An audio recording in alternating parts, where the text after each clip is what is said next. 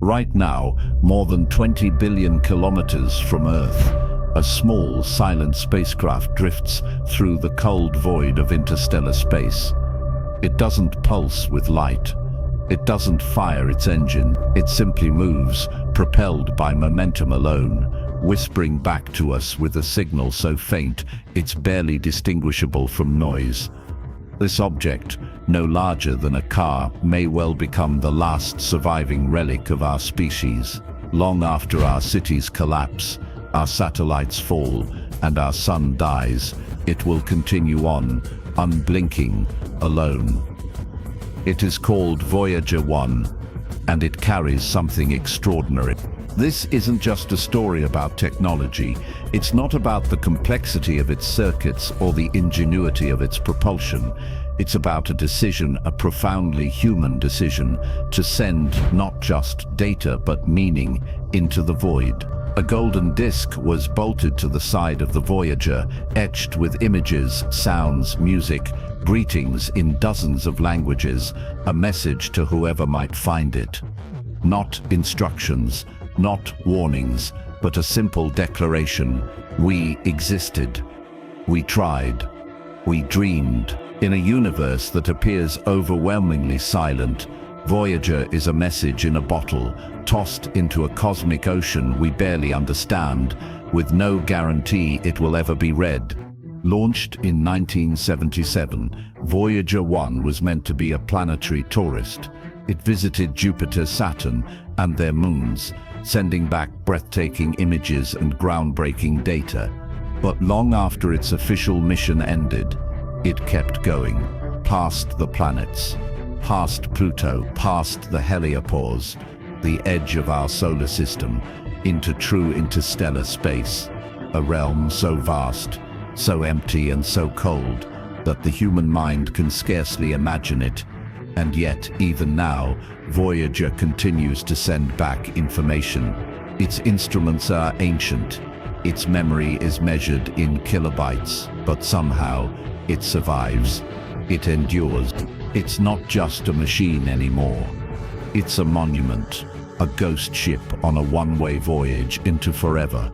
A quiet, tireless ambassador of a civilization that may one day no longer exist. If humanity were to vanish tomorrow, if all our art, our science, our architecture, our language were wiped away in fire or silence, Voyager would continue on, a fragile shard of our presence moving outward at 17 kilometers per second, indifferent to our fate, but forever linked to our name. Why did we send it? Why build something to outlive us? The answer isn't survival. It's something more difficult to explain, a longing that's uniquely human. The desire to be known, even by the unknown. The hope that somewhere, somehow, someone or something might one day stumble upon this drifting relic and hear our echo, that even in death we were trying to understand the cosmos, to reach out, to matter. This is not just a story about where Voyager went. It's about what it meant, about what it still means. Because when we sent Voyager into the stars, we weren't just exploring space. We were exploring ourselves, and what we found out there and what we left behind might be the most human thing we've ever done. Imagine standing on the edge of a continent, staring out at an endless ocean, knowing that beyond that water lies not just distance, but the unknown. That was Voyager in 2012, when it crossed the boundary known as the heliopause, the invisible frontier where the solar wind ends and interstellar space begins. It wasn't a moment of spectacle. There were no fireworks, no final transmission saying we've made it. Just a slow change in data, a shift in the particles detected, a new kind of silence. The heliopause isn't a wall. It's more like a fading breath. Our sun, that enormous seething sphere of hydrogen and fusion, sends out a stream of charged particles in all directions. The solar wind. For billions of kilometers, that wind dominates space. It shapes the tails of comets. It carves magnetic pathways around planets. but at a certain distance its strength fades. The pressure of the interstellar medium pushes back, and somewhere in that vast region, the winds cancel out. That's the edge. The border. Voyager crossed it without knowing, so did we. What makes this moment so profound isn't just that it's far, though it is, staggeringly so. It's that we've never sent anything beyond it before. Voyager 1 became the first human-made object to leave the protective bubble of our star. For the first time in all of history, a thing built by human hands entered the space between stars, a realm that is ancient, radioactive, and hauntingly empty, yet not entirely silent. Interstellar space isn't a vacuum in the purest sense. It's filled with wisps of gas, dust, and cosmic rays, some of them older than Earth itself. Out here, there's no planetary magnetosphere to shield against radiation, no solar energy to feed off. Temperatures plummet, particles strike with the force of invisible bullets. And yet Voyager endures. Its tiny nuclear heart still powers its instruments, still sends home whispers of data, slower than a dial-up connection, fainter than a whisper, but real. It's like hearing the heartbeat of a ghost. And yet, despite the milestone, Voyager didn't make headlines the way moon landings or Mars rovers do. It didn't send back dazzling images of alien landscapes. It couldn't. Its cameras had been turned off decades earlier to conserve power. What it gave us instead was data. Raw, quiet numbers that spoke of density, pressure, magnetism. A science story, yes, but also a poetic one, because in crossing that invisible line, Voyager transformed from an explorer of planets into a drifter in the void, from a tool of observation into a kind of artifact, a symbol of what it means to go farther than you're supposed to pass the border, not to escape, but to become something else entirely. The heliopause isn't just the edge of the solar system. It's the edge of familiarity. Everything beyond it is untethered from the rhythms of Earth. No seasons, no day and night, just a long, slow fall into the deep unknown. And Voyager, without knowing, without feeling, has taken that leap for all of us. A leap from the known to the unknowable, a silent crossing into eternity. In 1977, Voyager 1 was never supposed to last. It was born as a backup, a twin, a secondary probe meant to assist its sibling, Voyager 2, on a grand tour of the outer planets. The mission was modest by today's standards, a planned 5-year journey to fly past Jupiter and Saturn, take pictures, collect readings, and fade into memory. No one at NASA expected it to keep going. No one expected that the most fragile spacecraft humanity had ever launched would one day become the furthest thing we've ever touched. But Voyager somehow refused to stop. It was built with the technology of the 1970s, processors slower than the cheapest calculator in your kitchen drawer, memory smaller than a thumbnail image on your phone, and instruments wired together by hand. No AI, no real-time updates, just cold, analog engineering, built to do one thing: survive long enough to witness the giants of our solar system.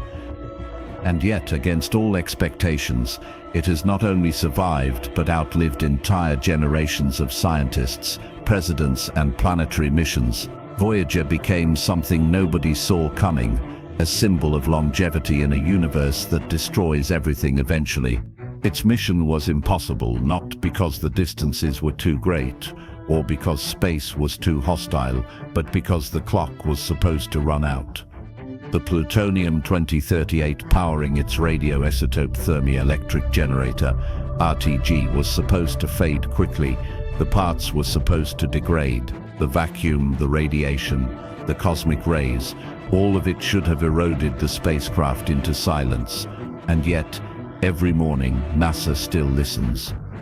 A faint pulsates billions of kilometers, arriving 22 hours after it left. It's the quietest conversation in human history and one of the most profound. To keep it alive, engineers have had to make impossible decisions.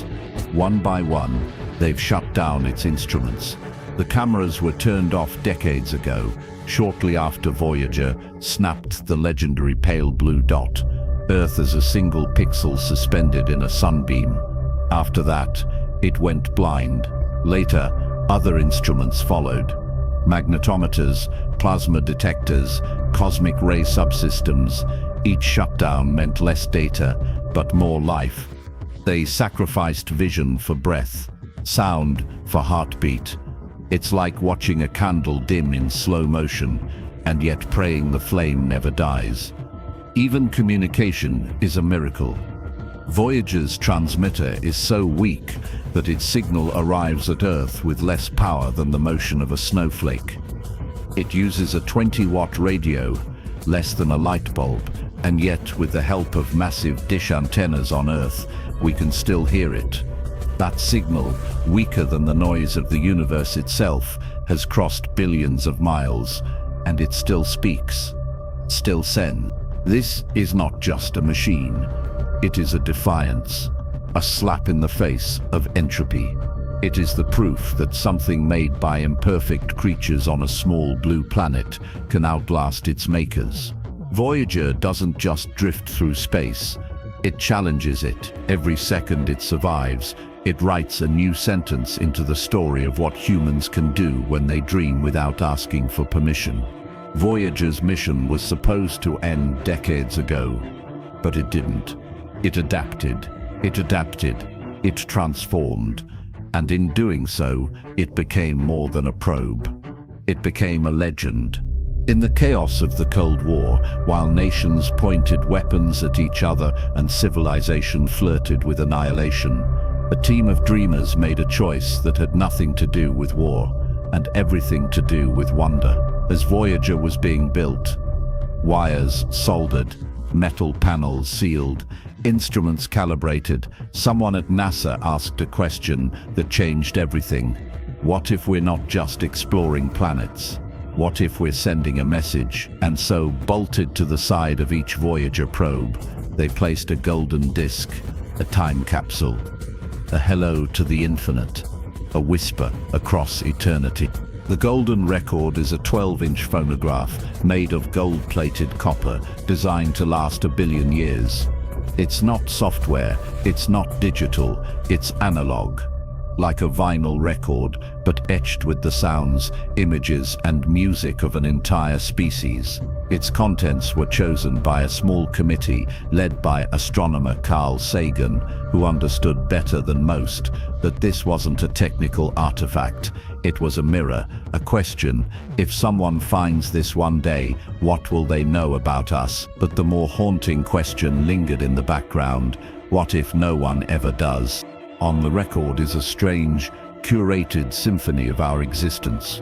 There are greetings in 55 languages, including ancient ones like Sumerian. There are images, DNA strands, human anatomy, cities, children eating. There are the sounds of nature, waves crashing, thunder rolling, birds singing, and perhaps most beautifully, there is music. Not just classical or Western, but global. Bach, Beethoven, Senegalese percussion, Navashu chants, Japanese shakuhachi flute, and a blind Azerbaijani singer playing an ancient love song, even a kiss. A literal kiss, because someone decided that if aliens were going to understand us, they should hear what love sounds like. It's easy to be cynical, to mock the idea of sending a mixtape into the abyss, to scoff at the thought of aliens decoding our hellos, but that cynicism misses the point. The record wasn't made for aliens, it was made for us, for humanity, in our fleeting moment of clarity, to say, this is who we are, this is what we cared about, this is what we hoped someone would remember. It was less a message to others than a confession to ourselves. Vulnerable, honest, beautiful. Carl Sagan once said, "The spacecraft will be encountered, and the record played only if they're advanced spacefaring civilizations in interstellar space. But the launching of this bottle into the cosmic ocean says something very hopeful about life on this planet. And that's it, isn't it? Hope. The most irrational, fragile, persistent force we've ever known. In the face of extinction, in the face of silence, we still hope. We still send. Somewhere out there, Voyager continues its journey, the record still intact, protected from micrometeoroids by a thin aluminum cover etched with instructions. It contains no weapons, no algorithms, no warnings, only an offering. A fragile gold coin bearing the soul of a species. And perhaps the most poetic truth of all is this: if it's ever found, we will almost certainly be gone, but our song will play. Our hello will echo, and somewhere, in the deep night, a part of us may be heard. Voyager 1 is the loneliest thing we've ever made. It exists in a place where no sun warms its skin, no planet orbits nearby, and no sound has been heard for billions of years. There is nothing around it. No road, no trail, no tether back to where it came from. Just blackness. Just drift. And yet, through that inconceivable stillness, it continues. It does not stop. It does not sleep. It does not ask questions, and yet it inspires all of ours, because if loneliness had a shape, it might look like this: a small, silent spacecraft carrying a gold record and the echo of a world that no longer speaks to it. At this moment, Voyager 1 is over 15 billion miles from Earth. Light from the sun takes more than 22 hours to reach it, and just as long for a response to return, a round-trip delay of nearly 2 days just to say hello. But even calling it a hello is generous. The signal Voyager sends is weaker than the static of deep space. It arrives at Earth with less power than a wristwatch battery, drowned in cosmic noise, and yet we hear it. We listen, because every time that faint pulse hits our detectors, it means something truly impossible. It's still alive. Imagine that. In a place so far that no star is familiar, no constellations remain recognizable, and the sun is just another pale dot, this machine built by human hands, using 1970s technology, with less computing power than a toaster, is still whispering home. And that whisper isn't empty, it's data. Real science. Magnetic field readings. Cosmic ray measurements. It's as if the universe, ancient and indifferent, is still telling us secrets through the mouth of a ghost. But this ghost is dying. Piece by piece. Its instruments are shutting down. The heat from its nuclear heart is fading. Power is being rationed like a final breath. The cameras are gone. The gyroscopes are failing. It no longer knows its orientation in space. But even in that confusion, even in its blind, shivering drift through the void, it remains loyal. It continues to send what it can, while it can. There is something unspeakably human in that kind of devotion. A machine that does not feel behaving more faithfully than we sometimes do. And when the last instrument goes dark, when its final breath leaves its transmitter and no one hears it, Voyager will continue moving forever. It will not crash. It will not burn. There is nothing out there to stop it. It will simply fall through space like a time capsule of a forgotten world, a metal memory tumbling between stars. In 40,000 years, it will pass near another system, far from any map we've ever drawn, and it will say nothing, just drift, still carrying the record, still holding our song. That's why Voyager isn't just a spacecraft, it's a metaphor, a story we told with metal and mathematics, a testament to our need to send something, anything of ourselves into a universe that may never answer. Voyager is loneliness made manifest. It's exile without return, and yet, within that loneliness is the most astonishing thing of all, a connection, however faint, however fragile. As long as that signal reaches us, we are not alone. We are listening. We are remembered. We often picture space as a tranquil void, serene, silent, motionless. But that illusion only exists because our senses were never meant to comprehend the chaos lurking in the dark. Space isn't empty. It's a battlefield, a raging storm of radiation, high-energy particles, magnetic fields, and interstellar debris, invisible, unstoppable, and ancient. Voyager 1 is not drifting through stillness. It is navigating a gauntlet, a radioactive ocean where the waves are made of ionized atoms and the winds are composed of particles traveling near the speed of light. Out here in interstellar space, there is no shield, no backup, and no second chances. And yet somehow, against all reason, Voyager continues to endure. To understand how remarkable this is, we have to understand what Voyager is up against. Since leaving the heliosphere, the protective bubble created by the sun's solar wind, Voyager has been exposed to the full fury of the galaxy. Galactic cosmic rays, born in supernovae and black hole jets, bombard the probe constantly. These aren't the kind of particles you'd find in a household radiation source. They are far more energetic, capable of tearing through metal, corrupting electronics, and degrading any exposed material. If a human being were to stand unprotected where Voyager now travels, they'd be dead in minutes. Not from the cold, but from the constant, merciless radiation slashing through their body. On Earth, we take shielding for granted. Our planet's magnetic field deflects most cosmic radiation. The atmosphere filters out the rest. Even astronauts in low Earth orbit rely on Earth's magnetic hug to protect them. But Voyager, it has no such comfort. It is exposed, vulnerable, and still functioning. Why? Because it was built with an almost paranoid level of redundancy and simplicity.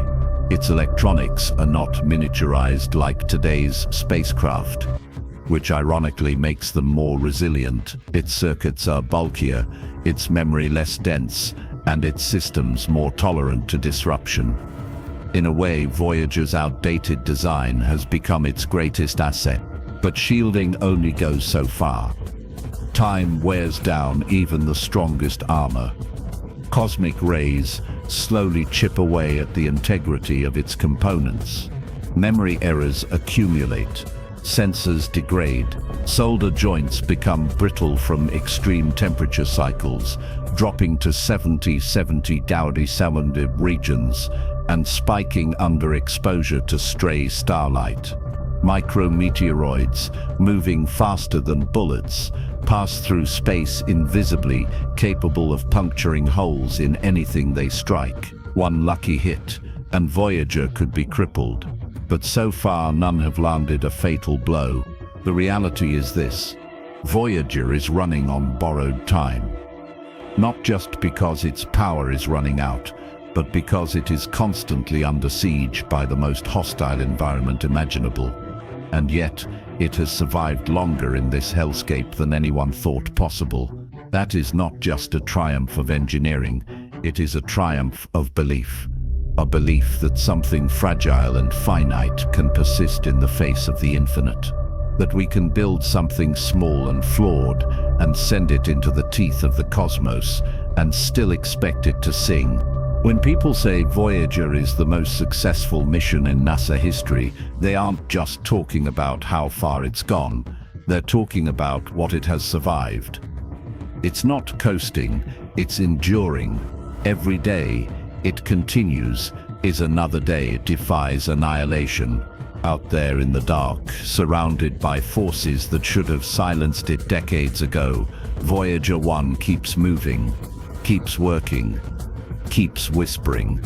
And in those whispers, we hear the story of everything we dared to send beyond the reach of safety, into the fire and beyond. When we talk about Voyager, it's easy to focus on the poetry of its journey, the vastness, the solitude, the symbolism, but underneath all that is a hard, relentless core of science. Voyager was never just a symbol, it was a laboratory hurtling through the void, and what it taught us fundamentally changed our understanding of the solar system. Before it, Jupiter and Saturn were blurry orbs in telescopes. Uranus and Neptune were little more than distant suggestions, but Voyager turned them into places, worlds with weather, with moons, with mysteries. It replaced speculation with data. It turned the unknown into reality. Jupiter was the first stop, and Voyager gave us more than we bargained for. It revealed that the giant planet's atmosphere was far more dynamic than we thought, chaotic, colorful, and violent beyond imagination. The Great Red Spot, that legendary storm, turned out to be just one feature in a vast symphony of turbulence. But the real shock was Io. One of Jupiter's many moons, Io wasn't just another cratered rock. It was alive. It was volcanic, spewing sulfur hundreds of kilometers into space. This was the first time active volcanism had been seen beyond Earth, and it shattered the assumption that moons were dead worlds. We realized then that tidal forces, the gravitational push and pull between a planet and its moon, could generate internal heat and geological activity. A door to the possibility of life had creaked open. Next came Saturn, and with it, the revelation of its intricate rings. Voyager showed us that Saturn's rings weren't just flat bands, but complex, braided structures made of billions of particles, from dust to boulders. Some were clumped, some had waves, some moved in ways that defied our models. Then there was Titan, Saturn's largest moon. Voyager couldn't see through its thick orange haze, but it did detect a dense atmosphere rich in nitrogen and organic compounds. It was Earth-like in its chemistry, if not its climate. That discovery would inspire future missions like Cassini-Huygens, which would later confirm that Titan had lakes and rivers, not of water but of methane and ethane. By the time Voyager reached the edge of the solar system, it had transformed our view of planetary systems entirely. It showed us that magnetic fields behave differently at massive scales, that solar wind interacts with planetary atmospheres in unpredictable ways, and that cosmic radiation is not uniform. When it passed into interstellar space, Voyager became our first direct instrument inside that ancient, untouched environment, detecting particle densities, magnetic fields, and cosmic rays that were never influenced by our sun. It gave us data that no telescope ever could, because it was there. It is there. And beyond the technical, beyond the charts and numbers, it taught us something we didn't expect to learn: humility. Voyager reminded us that our solar system is more bizarre, diverse, and alive than we ever dared to imagine. That every time we expected emptiness, we found activity, that what we thought were barren rocks were often dynamic laboratories. It reminded us that the universe is not static. It's evolving, complex, and sometimes surprising in ways that feel almost personal. Voyager's discoveries rewrote textbooks, but more importantly, they expanded our questions. Every answer sparked 10 more. Every discovery opened new frontiers. And that, perhaps, is the most enduring lesson of all, that exploration is not a path to certainty, but to deeper and deeper wonder. Voyager didn't just teach us what is out there, it taught us how to keep asking and how to keep listening. Voyager 1 will not die with a bang. It will not fall into a star, or crash into a planet, or be shredded by a black hole. Its death won't make headlines. It won't be televised. It will not be immediate or dramatic. No, Voyager's death will arrive like dust settling on an unused chair, like the quiet click of a radio switching off in an empty room, a silence not noticed at first, and then impossible to ignore. One day, not far from now, we will send a signal, wait the 22 hours it takes to reach the spacecraft, and receive nothing in return. No pulse, no whisper, just the sound of deep space. The silence that was always there, finally uninterrupted. This ending has been coming for decades. Every watt of energy on Voyager comes from a decaying chunk of plutonium-238, a radioactive isotope that produces heat, which is then converted into electricity. But the isotope decays, the power fades. In the beginning, Voyager could run all of its instruments, all of its heaters, all of its transmitters. Now, only a few instruments remain active. The heaters have been sacrificed. The backup systems are cold. The spacecraft is being kept alive through careful, brutal choices, cutting organs to preserve the brain. But the body is aging, and soon even the core systems will go dark. This isn't just a technical failure, it's a kind of grieving. For decades, Voyager has been a voice from beyond.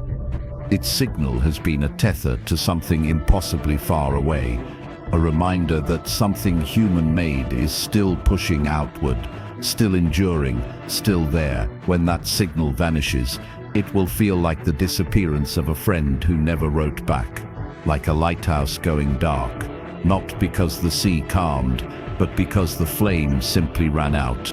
And yet, the silence will be dignified. There will be no collapse, no meltdown, just a long, final fade into stillness.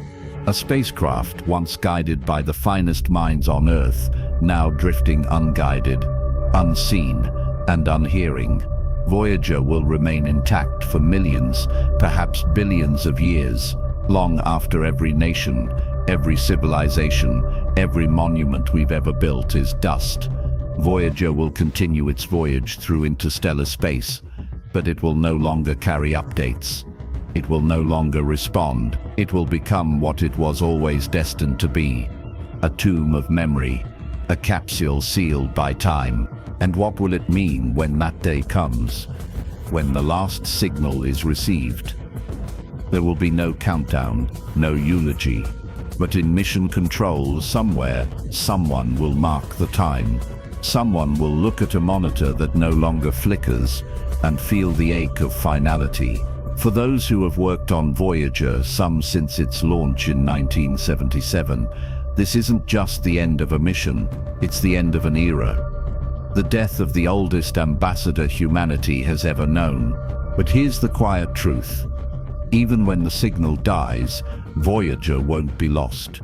It has already entered the mythology of our species. It lives in textbooks, in minds, in the golden record that spins on long after its voice has faded. It has become more than hardware. It is a story, one retold with courage, curiosity, and a defiant whisper against the darkness. And even in silence, that story will echo, because silence is not the absence of meaning. Sometimes, it's the final, most powerful message we can send. Voyager 1 should have been a footnote, a temporary probe in a temporary era, launched by a country distracted by the Cold War, barely out of the moonshot age, still grappling with analog technology and the limits of imagination. It was never designed to be immortal. Its mission was intended to last 5 years. A flyby of Jupiter and Saturn, a handshake with science, and then a slow fade into darkness. No one, not even the most optimistic engineers at NASA, expected it to last beyond the 1980s. But here we are, nearly 50 years later, and Voyager is still alive, still transmitting, still flying, and the truth is, it shouldn't have worked. Consider the challenges. Every piece of Voyager was built with 1970s hardware, processors with less power than a digital watch, memory measured in kilobytes, and software written by hand on punch cards. The spacecraft had to be programmed to operate autonomously, to correct itself, to aim its antenna with limited instructions, and to fly through a solar system it had never seen. Its cameras had never photographed anything in space before launch. Its instruments had never tested the violent magnetospheres of Jupiter and Saturn. Its computer had never performed a single operation in the vacuum of deep space. Everything about the mission was a question. Can it even survive? And yet, not only did Voyager survive, it excelled. Every planetary encounter was a revelation. Every photograph it sent back rewrote textbooks. It didn't just visit planets, it transformed them from dots into places. And it wasn't just hardware that made it work. It was people, engineers, scientists, programmers, many of them young, some of them women and minorities entering aerospace for the first time, working around the clock, solving problems that had no precedent. When something broke, they improvised. When a system failed, they found a workaround. Over the years, they wrote new code and beamed it across billions of miles, not to update a smartphone, but to teach an ancient spacecraft new tricks. And still, it kept going. Through solar storms, through software glitches, through near disasters, Voyager endured. It continued working long after its twin, Voyager 2, encountered more serious technical problems. Voyager 1 flew higher, faster and farther. When it crossed into interstellar space in 2012, through a shock boundary called the heliopause, it wasn't even certain at first. The data had to be combed through, argued over, debated, but the conclusion was clear.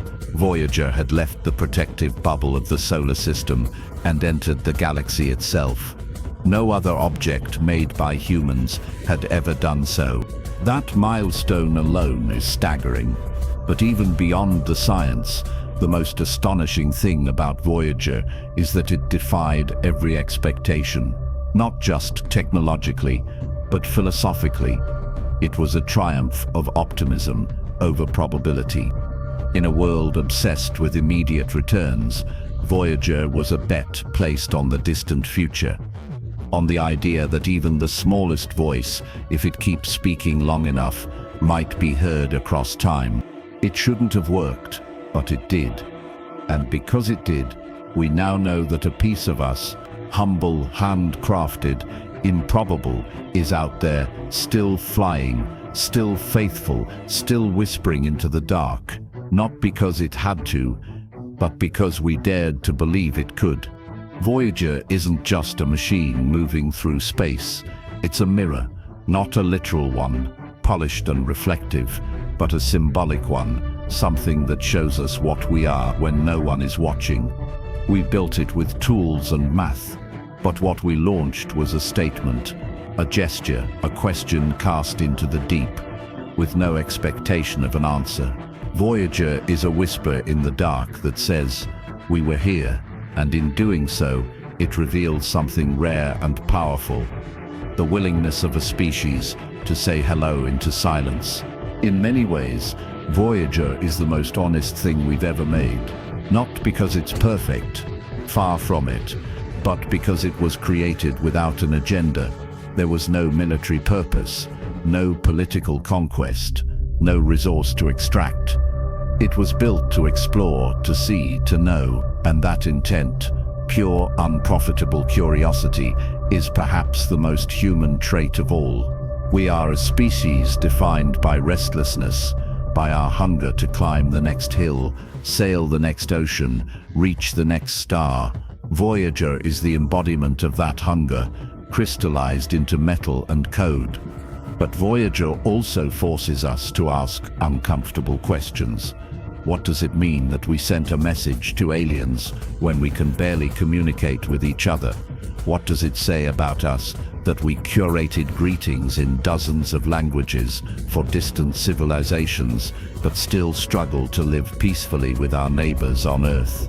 The Golden Record is a beautiful artifact full of music and love and kindness, but it's also aspirational. It represents not just who we are, but who we wish we were. And maybe that's the point. Maybe Voyager isn't just a time capsule of our present, but a blueprint for our better selves. Its silence, too, is meaningful. Voyager doesn't argue. It doesn't shout. It doesn't try to win. It simply exists, out there in the dark, doing its work with quiet devotion. In a world filled with noise, with ego, with constant performance, Voyager's humility is profound. It reminds us that the most powerful contributions don't always come from the loudest voices. Sometimes they come from a tiny signal drifting in from the edge of forever, one that simply says, "I'm still here." And then there's the perspective. Voyager turned its camera around once in 1990 to take a photo of Earth, a tiny dot suspended in a beam of sunlight, barely a pixel wide. That image, the pale blue dot, changed how we think about ourselves. In the vastness of space, our conflicts shrink, our borders vanish. Our pride seems ridiculous. As Carl Sagan said, on that dot, every human being who ever lived out their lives. Voyager didn't just send us science, it sent us humility. So what does Voyager mean for us?